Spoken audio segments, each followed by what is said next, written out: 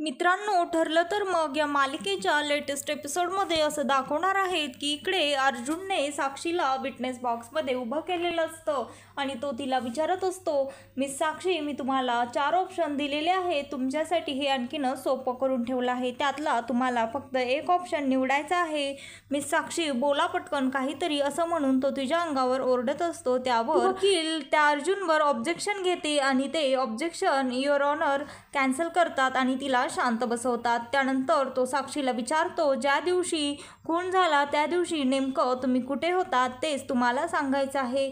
आणि त्यावर ती म्हणते, मला आठवलं, मी ज्या वेळेस आश्रमात गेले होते, म्हणजे ज्या वेळेस खून झाला होता त्यावेळेस मी का आश्रमात गेले होते, कारण मी आश्रमात गेलते कारण प्रिया तिथे गेली होती आणि प्रियाकडे माझे उसने दिलेले पैसे होते, मी तेच मागण्यासाठी आश्रमामध्ये गेले होते. तर अर्जुन म्हणतो, ओ आय सी, खरंच तर मग तुम्हाला हीच एवढीशी गोष्ट आठवायला 2.5 वर्ष लागले का?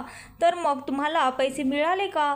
आणि मग पुढे काय झालं त्यावर तो सांगायला लागते. तर अर्जुन म्हणतो, आता लवकर सांगा, कोर्टाकडे एवढा वेळ नाही आहे आणखी हे आठवायला 2.5 वर्षांचा. ती म्हणते, मी तिच्याकडे गेले, मी तिला माझे फीचे पैसे वापस मागितले, मग ती मला म्हणाली माझ्याकडे पैसे नाही आहेत, त्यामुळे मी तिच्यावर चिडले आणि आमच्यामध्ये बादाबादी झाली आणि त्यानंतर मी तिथनं चिडून गाडीत बसले आणि मी लगेचच घरी आले. तर अर्जुन साक्षीला म्हणतो, म्हणजे तुम्ही 2.5 वर्षांचे एवढे पैसे घेण्यासाठी प्रियाच्या पाठोपाठ आश्रमात गेलात आणि पैसे न घेता तसंच बिना पैसे घेता बाहेर आलात आणि घरीही निघून गेलात, आश्चर्य आहे. त्यावर ती म्हणते, हो, कारण ती म्हणाली माझ्याकडे पैसे नाही आहेत, मी नंतर तुझे पैसे परत करेन, आता मी काही पैसे वसूल करायला आणि तिथेच ती पैसे देईपर्यंत बसून राहायला वसुली एजंट नाही आहे. त्यावर तो म्हणतो, पण तुमच्या मोबाईलचं लोकेशन तर खून होण्याआधी आणि खून झाल्यानंतर त्या आश्रमामध्येच दाखवत होतं आणि तुम्ही तर म्हणतात की मी लगेचच तिथनं निघून घरी गेले. तुम्ही मान्य करा की तुम्हीच विलासचा खून झाला आहे, कारण तुमचं लोकेशन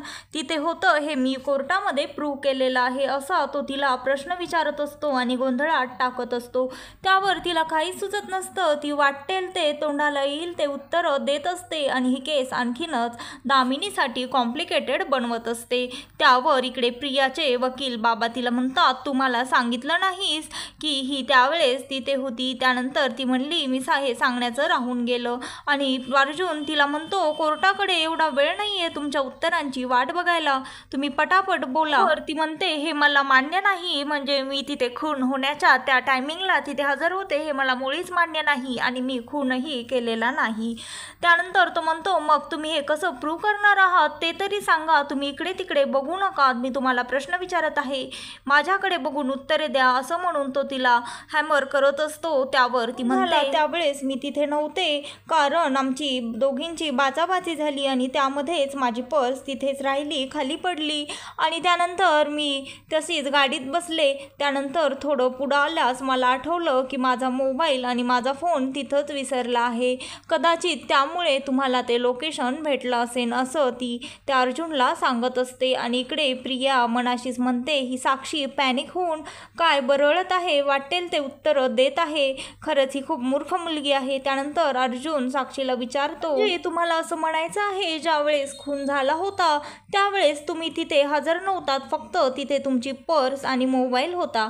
त्यावर ती म्हणते, हां बरोबर आहे. तो म्हणतो, तर मग त्यानंतर तुम्ही वापस तिथे त्या लोकेशनला तुमचा मोबाईल आणि पर्स घेण्यासाठी कधी पोहोचलात ते जाऊ द्या, पण मला माहीत आहे तुम्ही कोणाची मुलगी आहात, मैपत शिकरेंची, मशहूर बिल्डरची. तुमच्यासाठी मोबाईल एक काय असे 1000 मोबाईल तुमचे वडील तुमच्यासाठी आणून देतील आणि पैसेही तुम्ही ते दान म्हणून तिथे ठेवले असतील, पण त्यामधले डॉक्युमेंट्स आणि कागदपत्र, ID कार्ड, आधार कार्ड घेण्यासाठी तर तुम्ही तिथे गेलाच असाल काय, बरोबर ना साक्षी, का तेही तुम्ही तसेच तिथे सोडून दिले होते? तर ती म्हणते, बरोबर आहे, मी थोडं पुढं गेले आणि त्यानंतर मला आठवलं की माझा मोबाईल आणि माझी पर्स आश्रमातच राहिली आहे.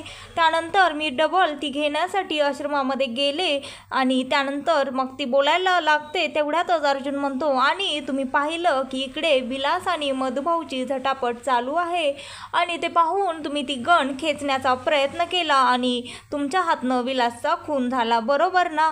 त्यावर ती म्हणते, नाही, हे असं काहीच झालेलं नाही आहे, आहे.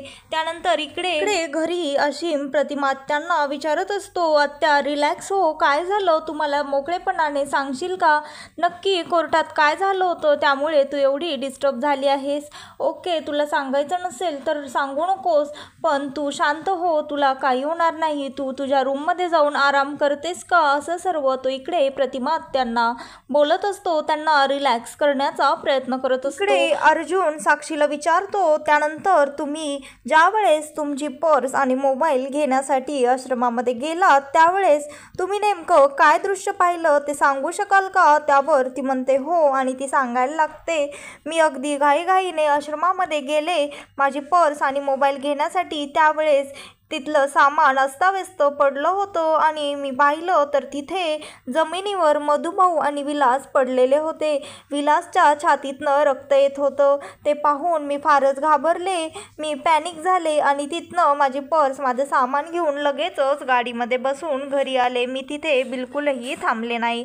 त्यावर तो म्हणतो, ओ आय सी, तुम्ही फारच पॅनिक झालात नाही का. मग तुम्ही पॅनिक झाला होतात तर मग तिथे प्रिया मधुकर कुठे होत्या हे तुम्ही पाहिलं का. त्यावरती म्हणते, नाही, मी हे पाहिलं नाही, कारण मी फार घाबरली होते, त्यामुळे माझं त्या गोष्टीकडे लक्ष गेलं नाही. अर्जुन म्हणतो, तुमच्या समोर एक खून झाला होता हे पाहून तुम्हाला पोलिसांना सांगावं असं वाटलं नाही का.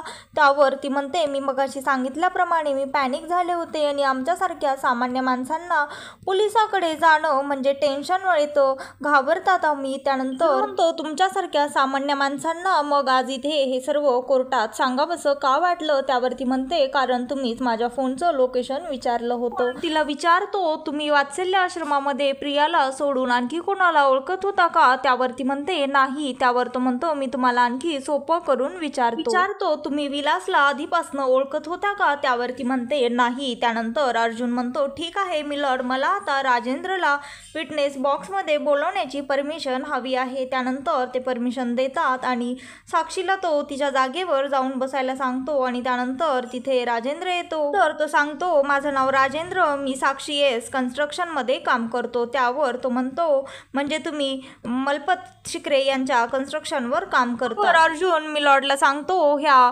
राजेंद्रने मैफत शिकरे यांच्या कंपनीमधून बरेचदा पैसे काढले आहेत अकाउंटमधनं आणि तीच ह्या अकाउंटची हिस्ट्री.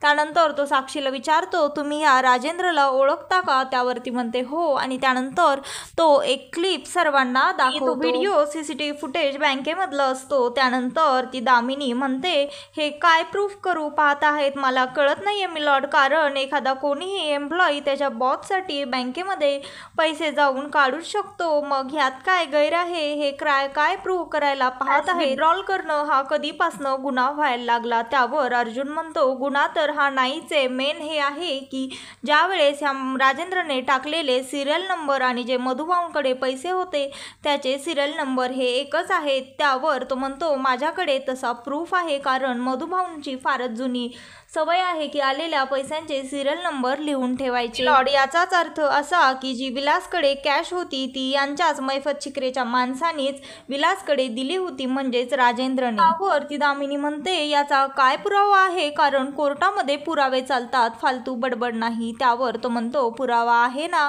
ती म्हणते, याचं रेकॉर्ड पोलिसांकडे असण्याचं काहीच कारण नाही, कारण ही आणि ती कॅश सेम आहे, हे ते का रेकॉर्ड ठेवतील. त्यावर तो म्हणतो, रेकॉर्ड म्हणजेच ती सिरियल नंबर हेच रेकॉर्ड आहे. तर अर्जुन मिलॉर्डकडे ती सिरियल नंबरची लिस्ट देतो. अर्जुनचं बोलणं ऐकून साक्षी फारच घाबरते आणि मैफत शिकरेही फारच घाबरलेला असतो. त्याला वाटतं, आता माझ्या मुलीला जेल होणार आणि आपण ही केस हारणार. त्यानंतर तो प्रियाला विटनेस बॉक्समध्ये बोलवतो आणि तिला म्हणतो, जर ती साक्षी तिथनं निघून गेली होती तर तूच त्या आश्रमामध्ये होतीस, म्हणजे याचाच अर्थ असा की तू विलासला मारला आहेस आणि मधुभाऊलाही मारण्याचा प्रयत्न तूच केला आहेस, असं तो तिच्या अंगावर धावून जाऊन बोलत असतो. तिला म्हणतो, तूच गुन्हेगार आहेस आणि आता तुला जेल होणार आहे, कारण याचा पुरावा आहे की जर साक्षी तिथनं निघून गेली होती तर मग खुनी तूच आहेस, असं तो तिला म्हणत असतो. तिला हॅमर करत असतो.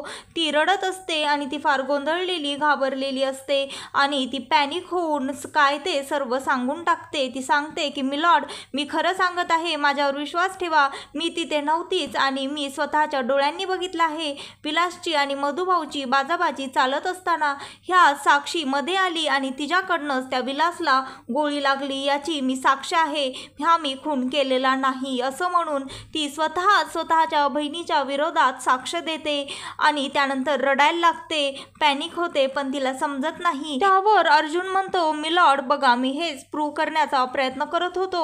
खरा गुन्हेगार तर तुमच्या समोर आहे आणि आता त्याचा साक्षीदारही तुमच्या समोर आहे.